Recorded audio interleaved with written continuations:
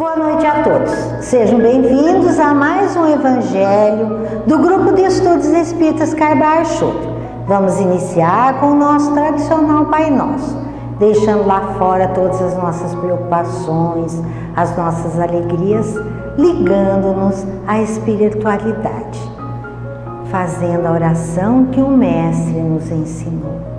Pai nosso que estais nos céus, santificado seja o vosso nome, venha a nós o vosso reino, seja feita a vossa vontade, assim na terra como no céu. O pão nosso de cada dia nos dai hoje, perdoai as nossas ofensas, assim como nós perdoamos a quem nos tem ofendido. E não nos deixeis cair em tentação, mas livrai-nos do mal, que assim seja. Vou contar uma historinha para vocês, é uma história real.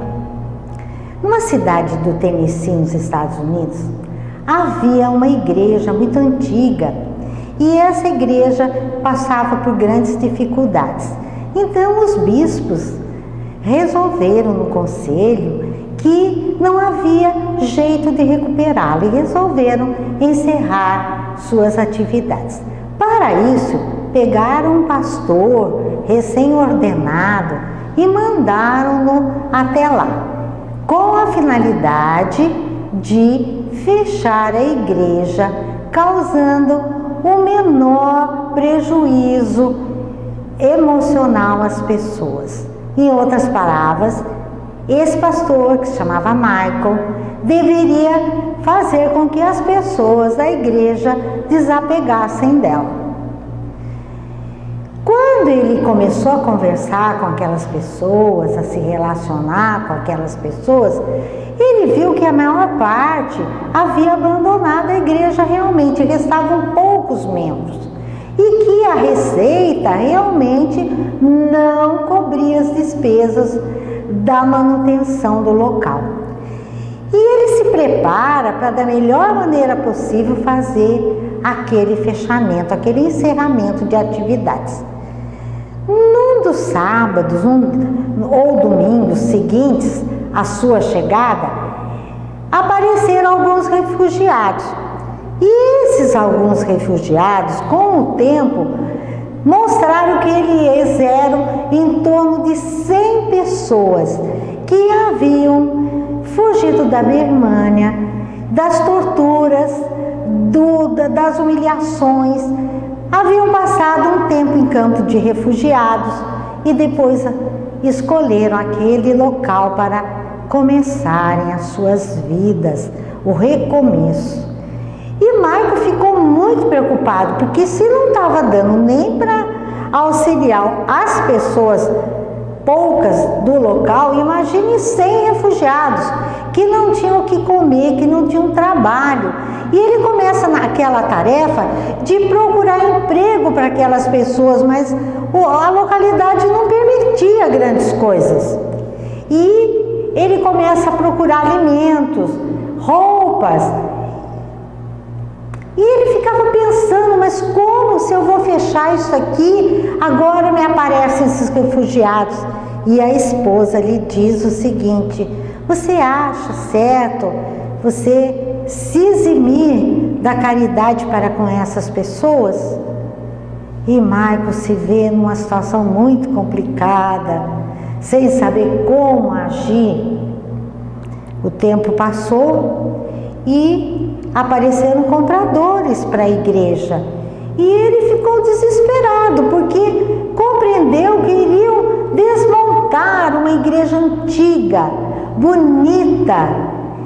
Começaram a falar em derrubar paredes, em desmontar os bancos, as luminárias, os vitrais, vender tudo para transformar simplesmente num depósito. E ele não se conformou, simplesmente expulsou os compradores dali. E o bispo que havia encomendado aquilo a ele, a venda, veio e cobrou: mas como você está mandando os vendedores embora? Ele falou: mas o senhor não acha que eu tenho que ter mais uma chance? Quem sabe eu recupero? Ele falou: você não vai recuperar. A comunidade não tem dinheiro para manter essa igreja. E Marcos se vê mais uma vez compelido a fechar a igreja, obrigado a fechar a igreja. Uma noite ele sai e ele pede ajuda a Deus. E veio uma chuva muito grande e a igreja ficava em meio a um terreno também de sua propriedade, muito grande também. E ele pensa e fala: olha, eu acho que nós devemos transformar essa igreja numa fazenda. Vamos plantar os campos. E a esposa fala: mas plantar como? Nós não temos nada. Ele falou: vou pedir ajuda da comunidade. E ele começa a vender a sua ideia para os refugiados, que aceitaram imediatamente, e para os demais moradores da localidade, que se mostraram mais reticentes, menos confiantes que aquilo daria certo. Ele vai até o conselho de bispos e pede um tempo para poder recuperar a igreja. E eles dão a ele, depois de muita dificuldade, até o final do ano.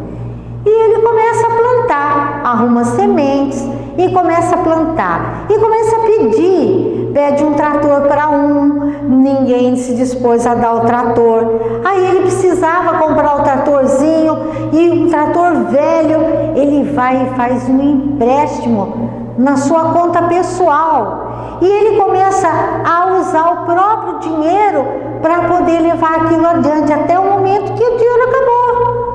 E ele ficou com um empréstimo para pagar e sem dinheiro. Daí começaram a surgir pessoas que o auxiliaram. Um deu um pulverizador para molhar as plantas, o outro ajudou com um caminhão velho. E ele começou a ver que as coisas poderiam dar certo, depois de muitos sacrifícios, de muitas frustrações, porque não chovia, foi uma estiagem imensa. Eles conseguiram que as plantas crescessem e dessem seus frutos. No dia da colheita, um pouco antes, eles se reuniram para comer, beber, festar e começar a colheita, como geralmente é costume nos Estados Unidos. E veio a maior chuva, uma tempestade, e destruiu toda a colheita. Sobrou muito pouca coisa, que não deu para vender, para sustentar nada. Imagine o desespero daquelas pessoas, principalmente dos refugiados e de Michael e sua família. E ele se perguntava por que havia acontecido aquilo.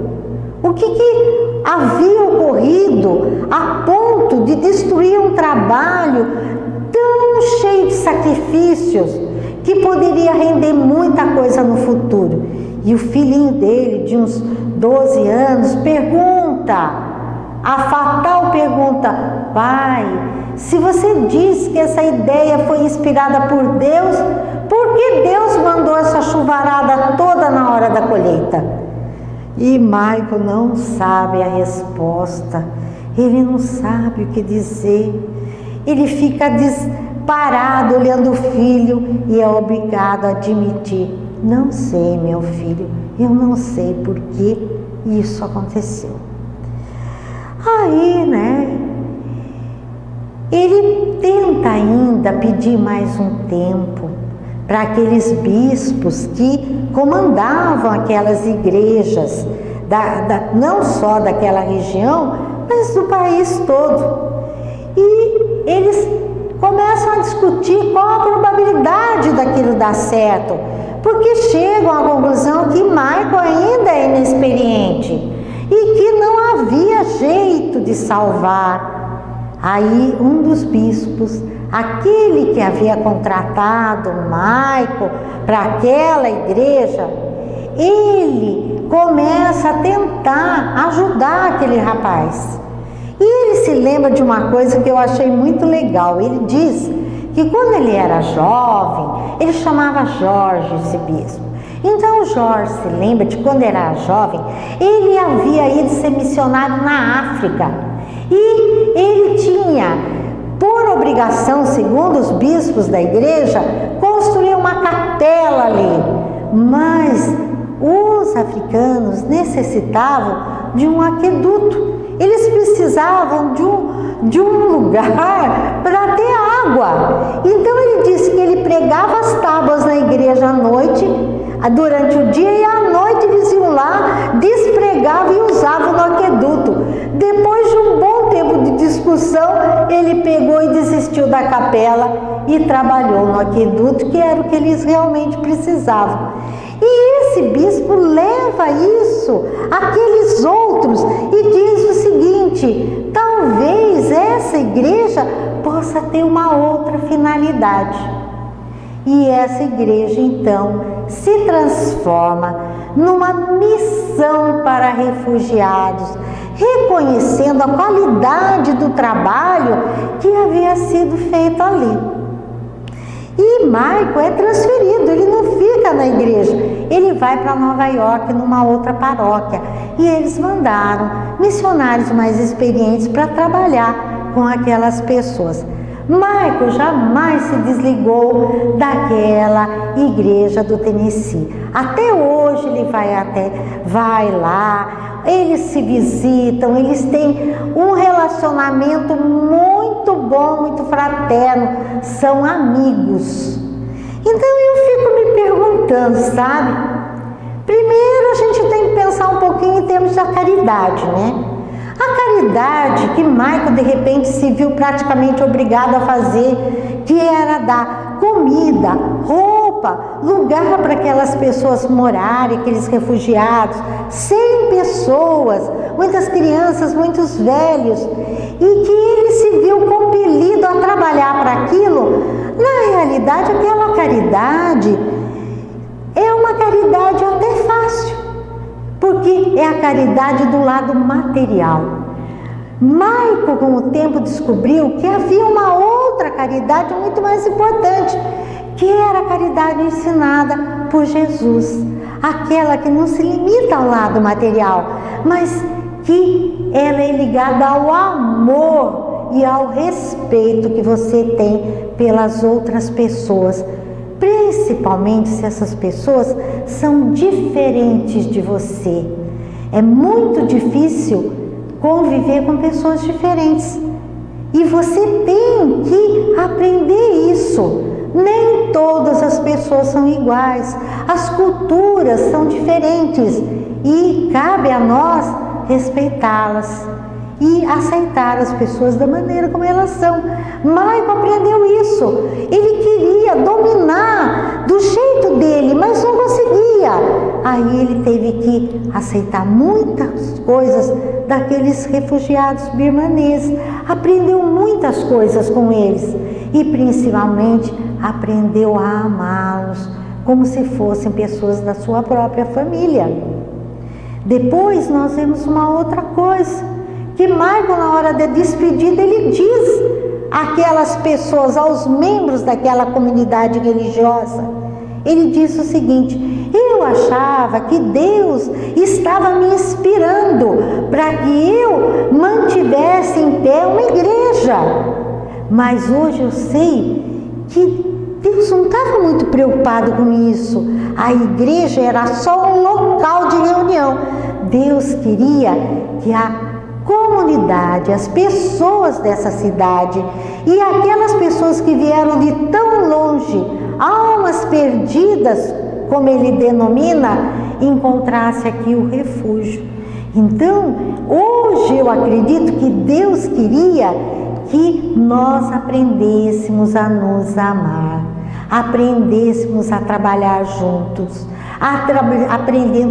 aprendêssemos a ser uma equipe e não simplesmente pessoas que, como era antes, que cada um cuidava da sua vida, ninguém queria saber do outro. Isso me lembra Francisco de Assis, sabia? Porque Francisco de Assis, quando Jesus faz o chamamento a Francisco de Assis, que havia sido seu discípulo João, lá no passado, e ele chama e diz: Francisco, reconstrói a minha igreja. Francisco acha que Jesus está pedindo para ele ir lá numa igrejinha abandonada, que ninguém fazia nada, que estava caindo aos pedaços, que ele fosse lá e pegasse os seus companheiros, as pessoas, e fosse lá e reformasse a igreja. Depois, com o tempo, Francisco descobre que Jesus não estava falando daquela igreja material. Ele também estava falando da igreja que havia perdido a pureza do começo do cristianismo.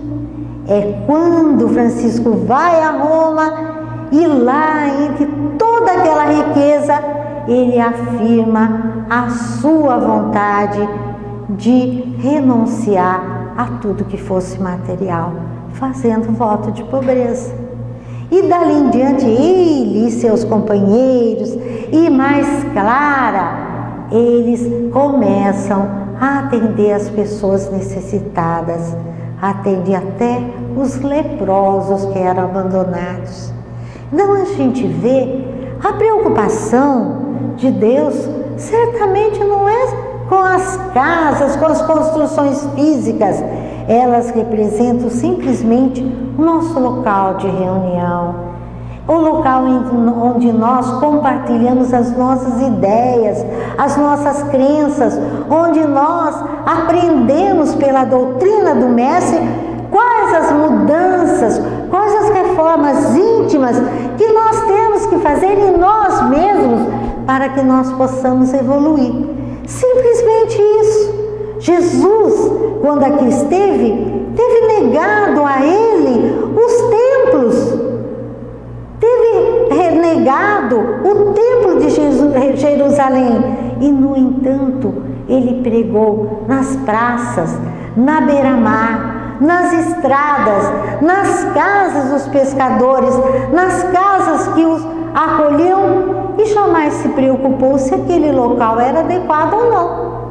Ele simplesmente sabia que as mudanças, as reformas íntimas vêm da criatura. Só nós podemos fazer isso. Não importa o lugar, importa a nossa vontade. Ninguém muda se não tiver vontade de mudar. E Marco aprendeu isso naquela igreja lá, em que ele iniciou a sua carreira religiosa.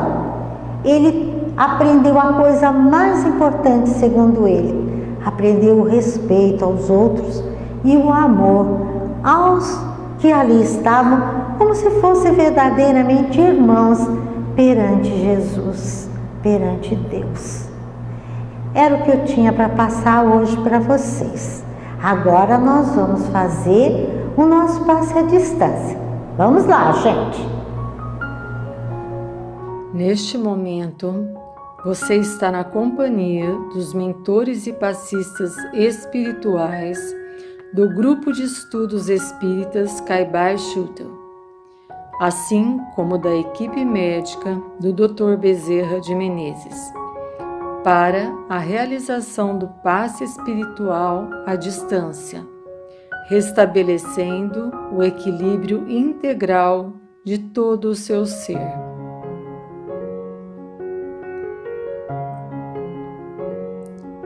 Siga nossas palavras com o coração e o entendimento.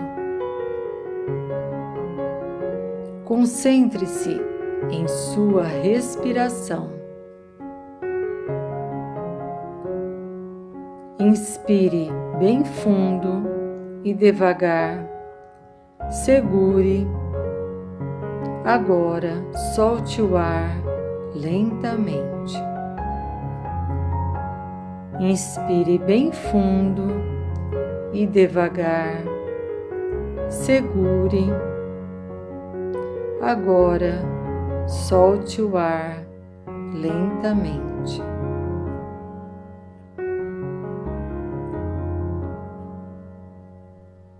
Inspire bem fundo e devagar.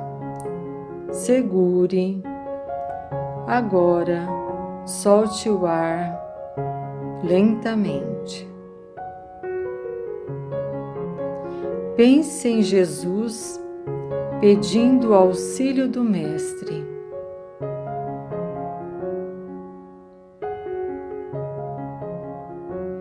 Imagine-se debaixo de uma cachoeira, a água caindo sobre você, limpando seu corpo físico e perispiritual.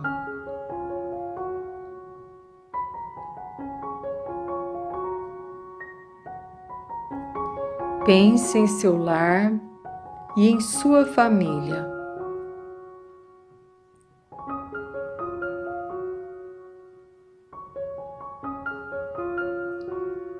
Pense em seu local de trabalho e estudos.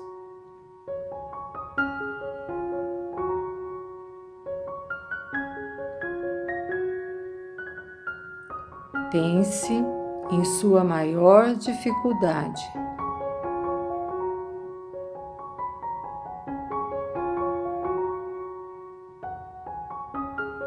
Agora, imagine o sol derramando suas energias, inundando você de saúde, vigor, esperança e paz.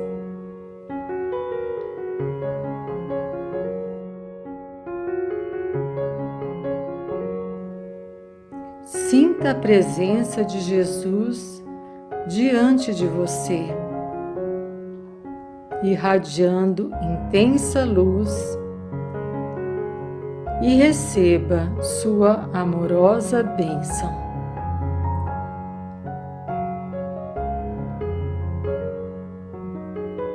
Agradecemos a Jesus pelo tratamento espiritual.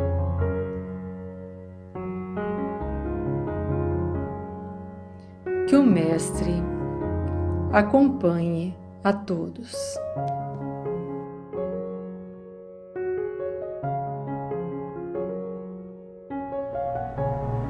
Tudo bem? Passe tomado, aguinha também. Vamos desejar a todos uma ótima semana. Muito cuidado com a pandemia, com a Covid-19, que ainda não está bem resolvida. E logo, se Deus quiser, nós estaremos todos juntos novamente. Um abração a todos. Tchau, gente.